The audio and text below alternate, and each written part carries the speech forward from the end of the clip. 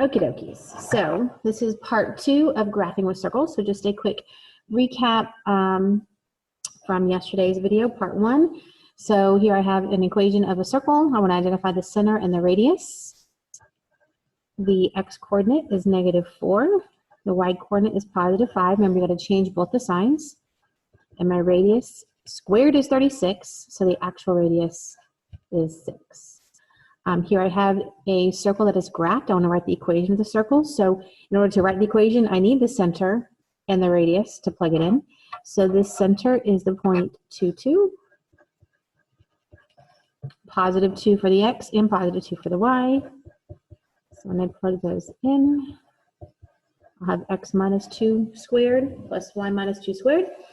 And then for my radius, I go from the center,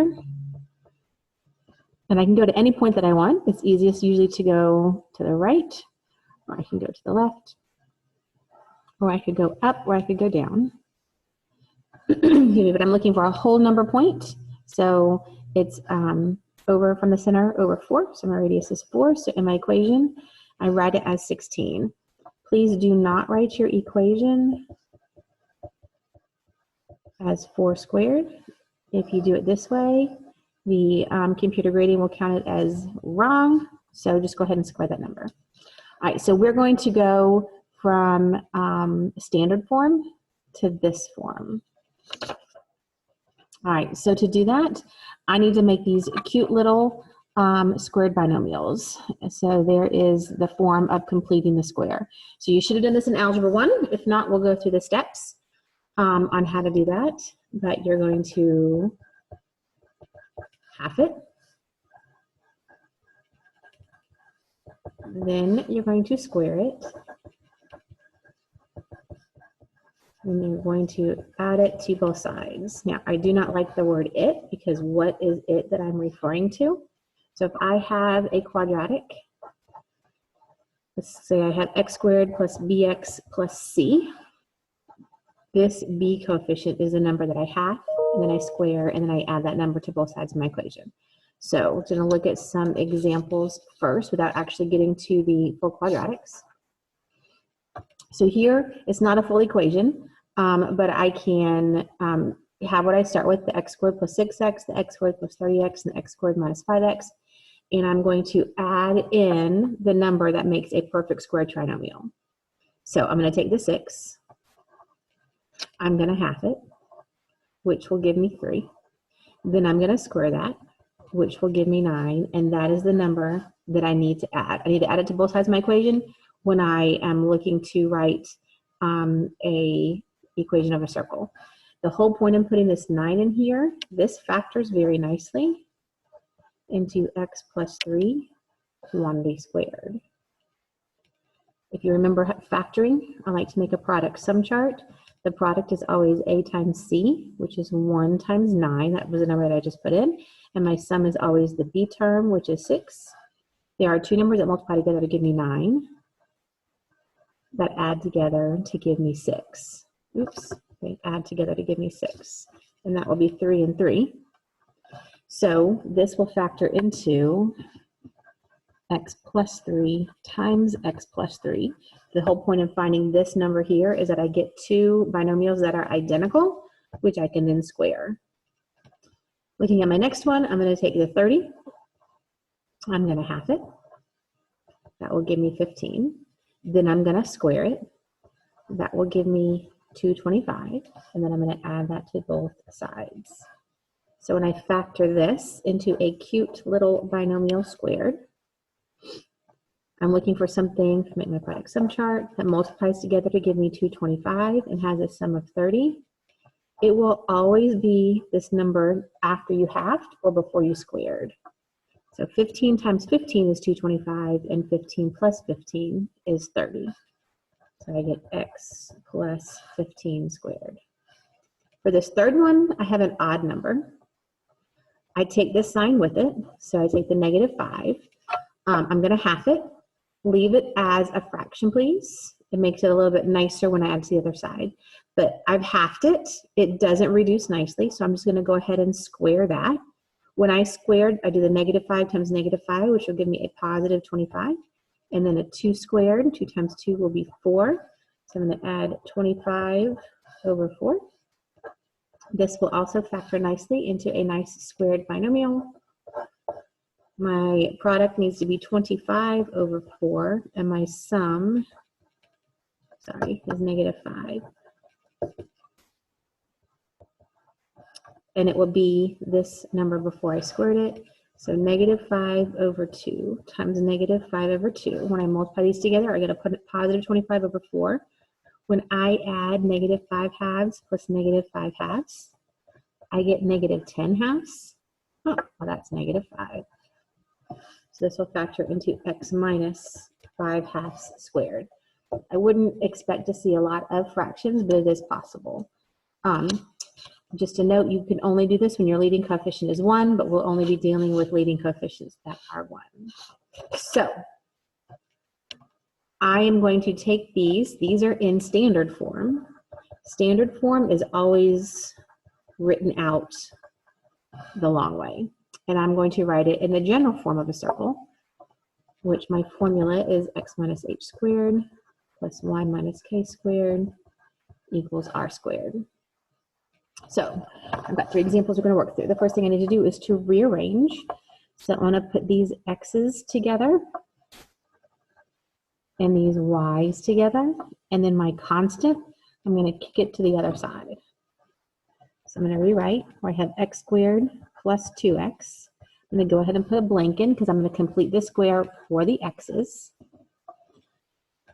Then I'll put a plus, and then I'm going to have my y's together, y squared plus 4y. I'm going to put a blank in because I'm going to complete the square for the y's.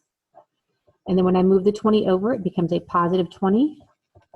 And then I'm going to put the same 2 blanks in. So I need to complete the square twice, once for the x's, once for the y's. And let me color coordinate my blanks. Because when you half it and you square it, you have to add the same number to both sides of your equation because it balances it out. All right, so I'm going to take the 2 and I'm going to half it. When I divide 2 by 2, I get 1. And then I square that and it will be 1. Add it to the other side. Then I'm going to take my 4 and I need to half it, which will be 2. And then I'm going to square it, which will be 4. Then I'm going to add that to both sides. This perfect square trinomial will factor down into x plus 1 squared. So the shortcut to this is you square root the x squared. You square root the 1. The middle term, all I need is the plus or the minus from it. So looking at my second perfect square trinomial, so the square root of y squared is y.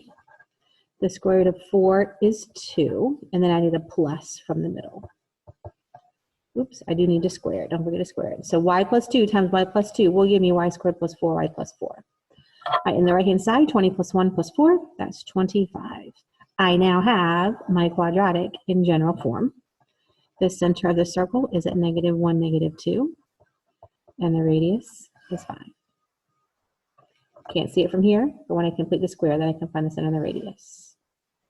Looking at my second example, I'm going to put my x's together and my y's together. My constant is already on the other side of the equation. Put my blank in for the x to complete the square. Put my blank in for my 10 to complete the square. My 2 stays positive because it didn't move. Let me color coordinate my blanks.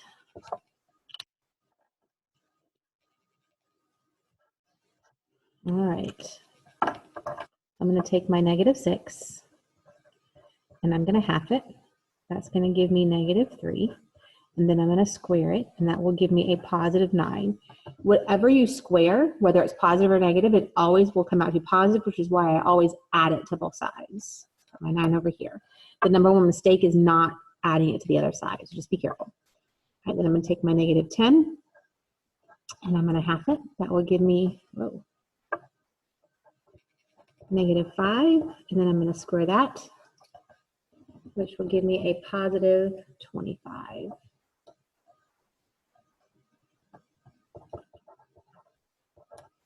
add to both sides.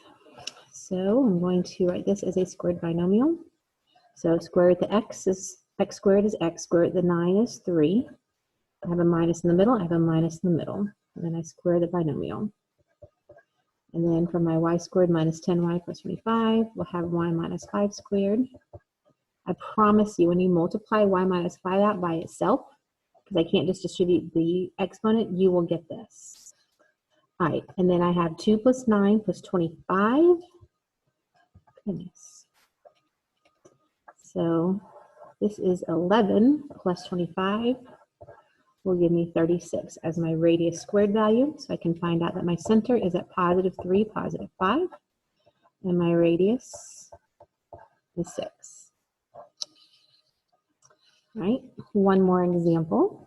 I'm going to put my x's together. That's the only x that I have. I do not need to complete the square for x. It stays squared. For my y's, I need to put those together and complete the square. So if you don't have essentially a b term for your x or for your y, it's good to leave it the way that it is. And then my constant is 0, so I just put a 0. I only have one blank to add, and it's coming from the y. So I'm going to take my negative 4, and I'm going to half it. That will give me negative 2. Then I'm going to square it. That will give me positive 4. And then I will add it to both sides. So my x squared just stays x squared. My y squared minus 4y plus 4 will factor into y minus 2, and the quantity is squared. And then 0 plus 4 is 4. Here is my circle in general form. The center, remember, if nothing's being subtracted from one of my variables, then it represents 0. So my center is at 0, 2. And then my radius is the square root of 4, which is 2. All right, so I've got another little quiz for you guys to work on, and then that's it for circles. Let me know if you have questions.